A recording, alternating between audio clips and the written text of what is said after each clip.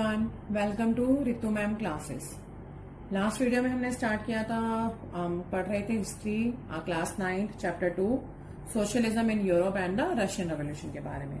और Russian revolution में हम the February revolution in Petrograd के बारे में लास्ट वीडियो में हम पढ़ चुके हैं। उसी को हम आगे कंटिन्यू कर रहे हैं, जिसमें आफ्टर फेब्रुअरी का टॉपिक लास्ट वीडियो में कवर हो गया था।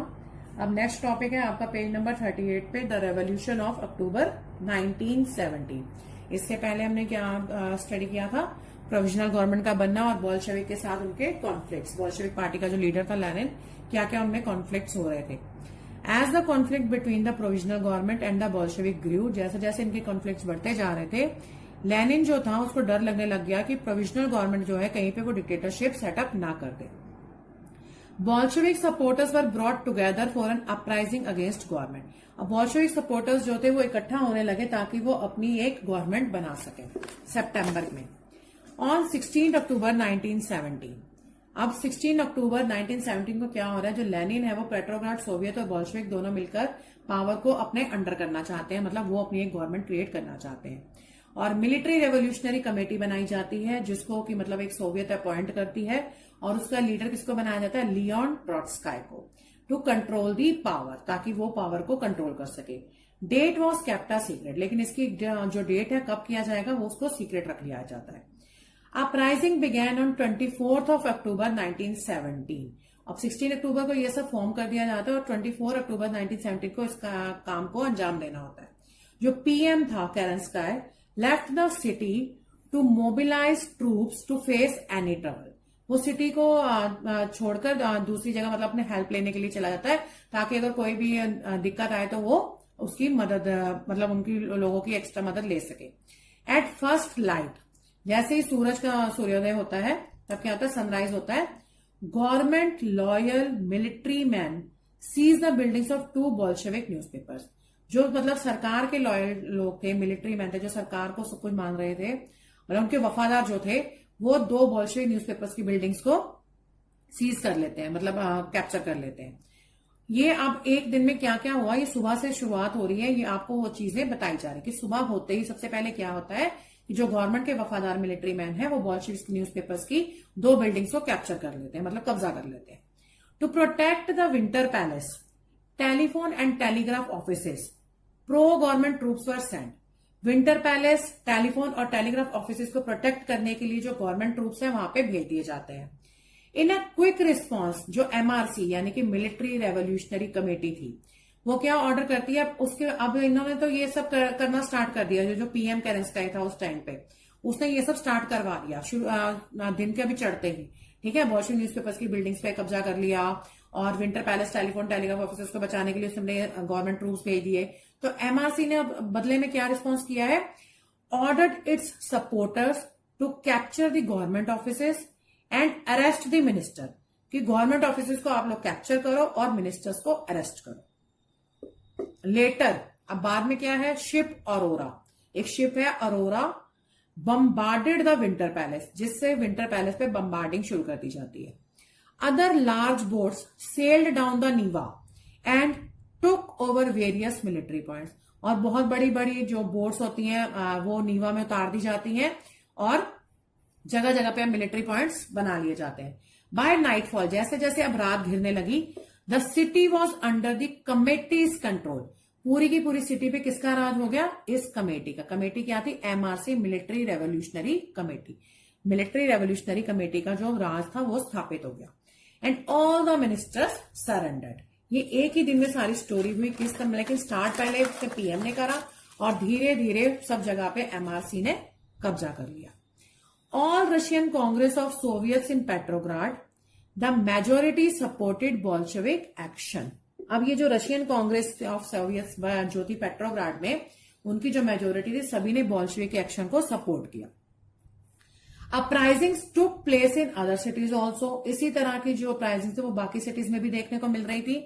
But by December the Bolsheviks controlled the Moscow Petrograd area. और दिसंबर आते आते जो बोल्शेविक्स थे मॉस्को पेट्रोग्राड एरिया को पूरी तरह से कंट्रोल कर चुके थे।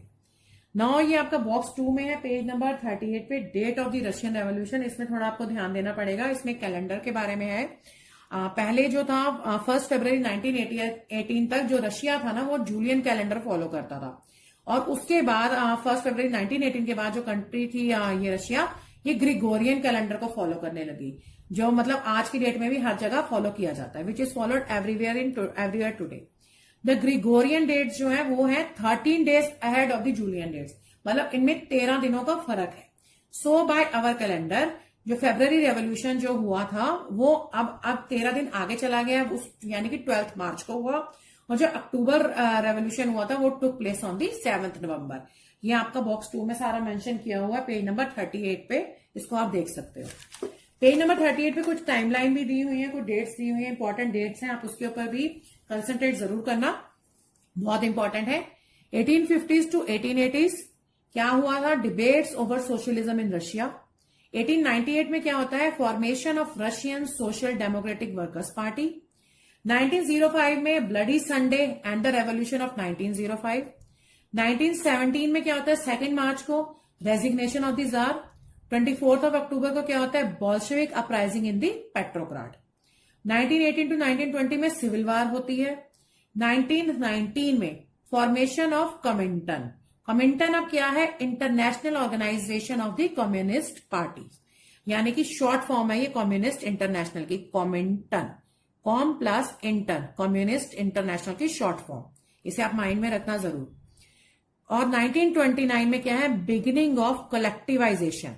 अब कलेक्टिवाइजेशन क्या है? एक ऑर्गेनाइजेशन है of a countries production and industry into government ownership and management. जो भी इंडस्ट्री में जो भी प्रोडक्शन होगी वो सब गवर्नमेंट की ऑनरशिप और मैनेजमेंट के अंडर ही होगी। इसको नाम दिया गया बिगिनिंग ऑफ द कलेक्टिवाइजेशन। ये सारा कुछ आपके पेज नंबर 38 एनसीईआरटी बुक में मेंशन है।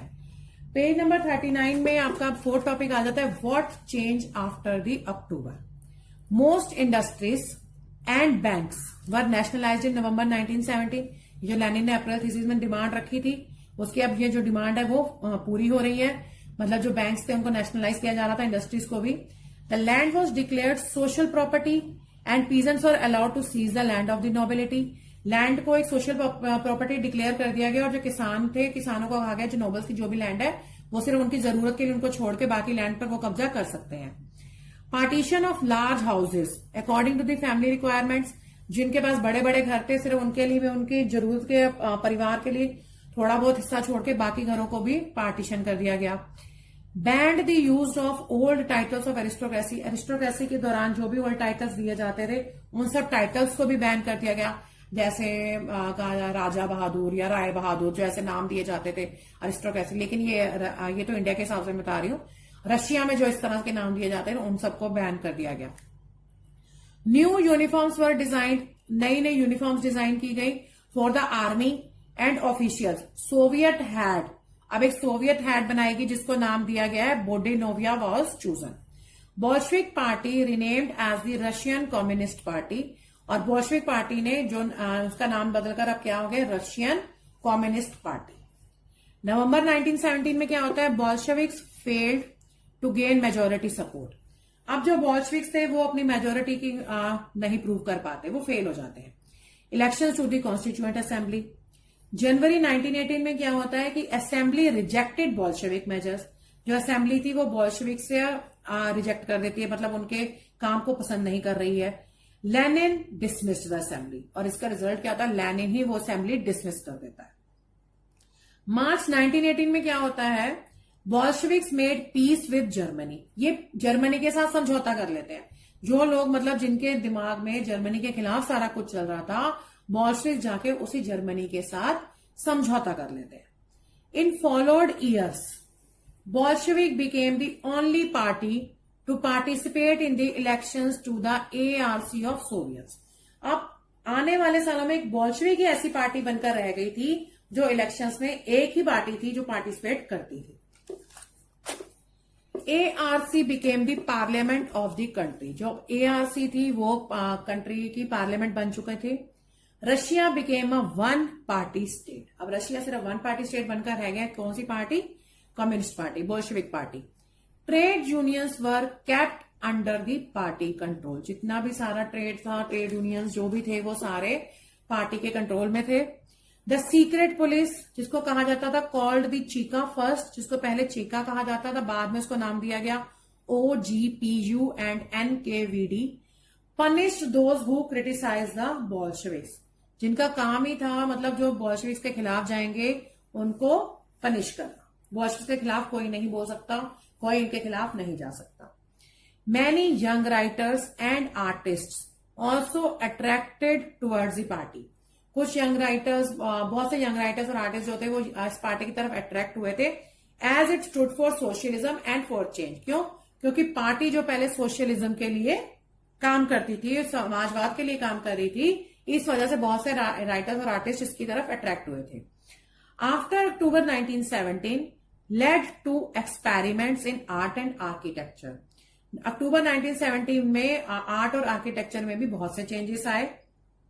बट मैनी बिकेम डिसअपॉइंटेड, मतलब जो शुरू शुरू में इनके सोशलिज्म का जो ये काम कर रहे थे, सोशलिज्म का जो स्लोगन लेकर ये लोग चल रहे थे, बहुत से लोग इनकी तरफ अट्रैक्ट होते थे, लेकिन धीरे धीरे सबका मोहभंग हुआ because of the censorship the party encourage. क्यों मोहभंग हो गया? क्योंकि पार्टी जो थी सेंसरशिप को बहुत ज्यादा एनकरेज कर रही थी। कोई पार्टी के खिलाफ बोल नहीं सकता था, कोई पार्टी के खिलाफ लिख नहीं सकता था, हर और पार्टी का ही राज था। मतलब बहुत से लोगों के मन में अब ये पार्टी धीरे धीरे उतरने लग रही थी।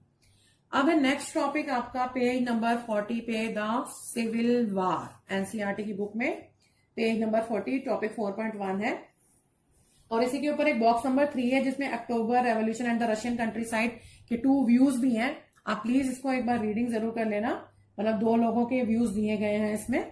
एक तो दिया गया फेडर बिलोव का history of a Soviet collective farm से, और एक दिया गया फ्रॉम सर्ज स्किमैन से जो कि echoes of a native land 2 centuries of a Russian village में से है। दोनों के आप एक बार व्यूज रीड जरूर कर लेना। अब हम चलते हैं नेक्स्ट टॉपिक पे, 4.1 the civil war, page 40। Bolsheviks ordered land redistributions as the Russian army began to break up as soldiers, mostly peasants. Bolshevik जो है उन्होंने लैंड डिस्ट्रीब्यूशन का ऑर्डर दे दिया था।